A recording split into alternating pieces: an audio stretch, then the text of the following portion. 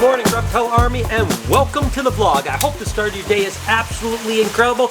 I have a box here, another box of really awesome snakes. I used to work with this type of snake years and years and years ago, literally like 15 years ago. Haven't worked with them since, and it's been kind of my dream to get them back. Absolutely incredible. For the Reptarium, it's going to be amazing. There's no doubt about it. Let's go ahead and unbox them.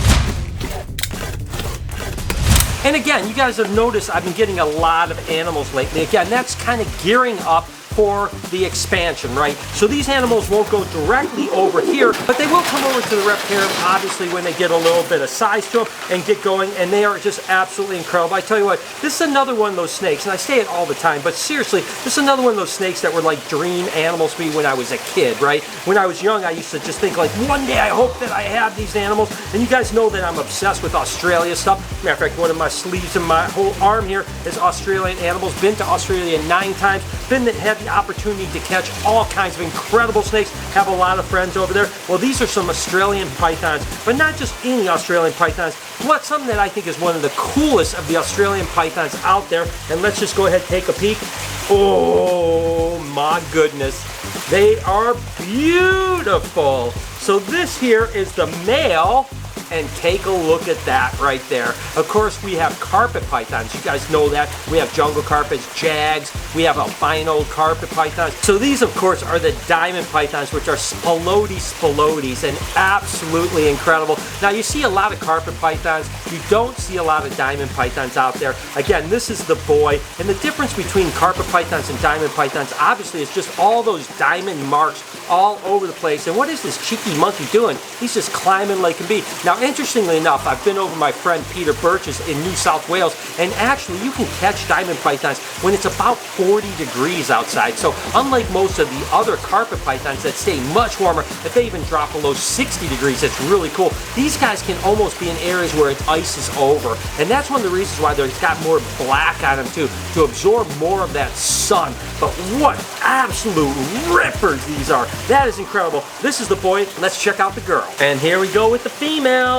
Oh, she is a beauty too. She's got a little bit more yellow in her, but both absolute rippers. I tell you what, these are absolutely beautiful diamond pythons. And again, I used to work with diamond pythons like 20 years ago, never bred them, never had the opportunity to actually have success breeding them, but I had them and then I got rid of them, and I always wanted them. But again, you got to remember, things have changed now. I've got the zoo, I want to do display animals, and these are going to be incredible display animals. They like to perch up in trees. They're really great climbers, so this is going to be amazing to eventually have this pair on display, probably when we do the expansion. Don't know if we're going to get an opportunity to put them over here before then, because we're kind of out of space, and we might move some things around and actually get them over here, because I tell you what, people will love them. And the thing that's great about diamonds is typically, not only are they beautiful animals, but again, every now and then carpet pythons can be a little touchy, whereas diamond pythons are kind of known for being really placid and really just great to handle. You can see these guys just came out of the box and are absolutely wonderful. Not striking, no defensive, nothing at all. That's incredible. So there it is, guys. Some more animals for the Reptarium expansion. I tell you, we are going to have some banging exhibits here when we do this expansion. I cannot wait for that for sure. So, hey, there it is. Diamond pythons. Unfrickin' believable. Mike, what do you think, man? They're awesome. I've never thought we'd ever have diamond pythons. Isn't it cool, man? I tell you, they're definitely one of the pinnacles of the Australian pythons for sure. Oh, absolutely amazing, right? She's awesome. I know. We need names for these guys. I don't know. That's a tough one.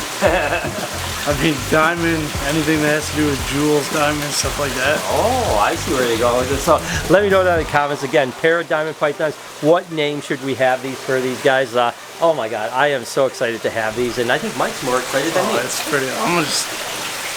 You guys may notice that carpet pythons look pretty similar to the diamond pythons, and they really are. They're in the same genus and really species for the majority of them, and this is actually a Darwins carpet python, or an albino Darwins python. So the diamond pythons are a Morelia spalota. This is actually a Morelia spalotias variegata, and these are just an amazing animal that come from the Northern Territory of Australia, and of course the albinos originated there as well, which is absolutely incredible. I've said said this a million times, but when I was working with diamond pythons when I was really young, the dream was to one day have albinos. And not only do we have a handful of albinos, but we even produced albinos a couple years ago, which was an absolute treat. So the carpet pythons are really cool, and the entire Marilia genus is absolutely amazing as well. With the diamond pythons maybe being my favorite of the Marilia spilota, the truth is my second favorite would be these guys here, which are jungle carpet pythons. These are actually from the Atherton tablelands, and these are Marilia spilota chaini. Now these are a little bit of a smaller species of carpet python, or subspecies I should say. When you get the actual true Atherton tablelands, they typically don't get much bigger than 4.5, maybe 5 foot. In all honesty, a lot of the animals here in America usually get like 7 or 8 foot, and that's because they've been bred into other things. A lot of times, believe it or not, people in America bred the jungles into diamonds to actually produce even more beautiful animals. But of course, the diamond pythons can get 7 or 8 foot, so the true Atherton tablelands stay pretty small. But most of the ones in America that everyone calls jungles, including this little guy here, this will probably get 7 or 8 foot, so it's not a pure jungle carpet python. And unfortunately, there's no way to really track it because you can't import animals from Australia, so you can't say, hey, I know the locality on it. You just know that it hatched in an incubator somewhere in America. It just depends on what's bred, but nevertheless, they are absolutely stunning. And like I mentioned with the crossing, it seems to be a little bit more tolerated in the carpet python community, right? There are certain animals that when you hybridize different species, or in this case subspecies, people really get bent out of shape. But with carpet pythons, it's pretty common, to be totally honest with you, and the carpet python people seem to be okay with it. This particular one is one of those hybrids basically with subspecies. It's a Jaguar carpet python that's bred to a jungle carpet python. Now the Jags were typically like a brown, more coastal type of an animal, and of course the jungles are that black and yellow. But when you breed the black and yellow jungles into the Jag, you get this beautiful animal here. Now the Jag is actually an incomplete dominant mutation that just reduces pattern, makes that really cool head stamp, and just a really interesting animal to say the least. But nevertheless, I love the way the jungle Jags look, and we have a few of them that are absolute rippers. Then I'll be honest, one of my favorites, and I say that all the time, but it really is true, are the Brettels carpet pythons. These guys are from Central Australia, and actually a buddy of mine, Casey Lazick out in Washington, is the first person to produce these many years ago. When they first came out, they were $15,000 a pair, and I bought a few pair of them from Casey. It was absolutely crazy, but I love them. I just love that kind of really rich rust color that they have of them. Now they're actually relatively affordable, and they're relatively large species when it comes to carpets. They'll literally get up to 10 foot sometimes, and they're really placid. That's the thing that's interesting about the Centralians as well, is that for whatever reason, I've never met a mean one. They're always super nice. This one I've had for probably 12 years or so, and it is such an amazing animal. So it's so cool that we're rounding out our Marilia spilota kind of collection of animals. We have all kinds of cool stuff, and just like the Boega, I hope one day to have all of these species, or subspecies I should say, on display at the Reptarium. I mentioned the other day that we actually have a planning meeting with the city, so basically the planning commission that votes either yay or nay on the expansion. We have 2 meetings. One is right now in about 15 minutes, and the next one is 5 days from now. So basically, if we get a no on either one of these things, the expansion's off. So fingers crossed. We did have a planning commissioner come in earlier today just to tour the place. He was super excited about it, and he said he thought we'd be fine. But I'm nervous. I'm not going to lie to you, because this is everything is on the line right now. If something goes wrong in the next 20 minutes with this meeting, there's no expansion on the Reptarium. So deep breaths, let's go check this place out. Please let it go well. I probably won't be able to film in the actual building itself, but I will let you know as soon as the meeting is done. All right guys, we're here. This is the city hall right here, so heading into the meeting. Definitely nerves are a little bit up, but hey, you know what? I know on the other side of this, we're either going to have a yes or a no, so let's just go and check it out. So I was just filming a TikTok with our boy Night Fury because, you know, I haven't showed off his beautiful sheen in a while, but look at how crazy he's acting today. Like, I don't know if he's hungry as usual, but like, he's going full ham berserk today. Oh, he's got me. I don't know, he's just acting a little bit weird. Hopefully we don't get bit. You know, I'm the Snake King.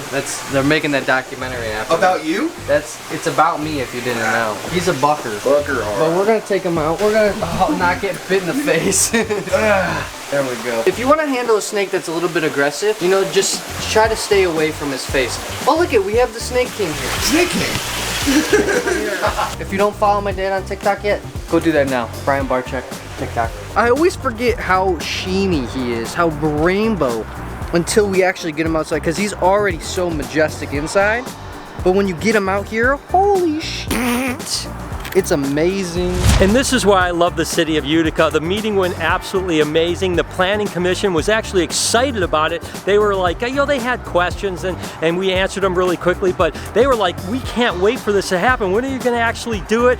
The one commissioner actually said that they are fans of the Reptarium and their kids have been there, so they were 100% pumped. There was not one person that was concerned about it. There were no complaints from the city, and that's why sometimes people are like, why are you gonna do this in Utica?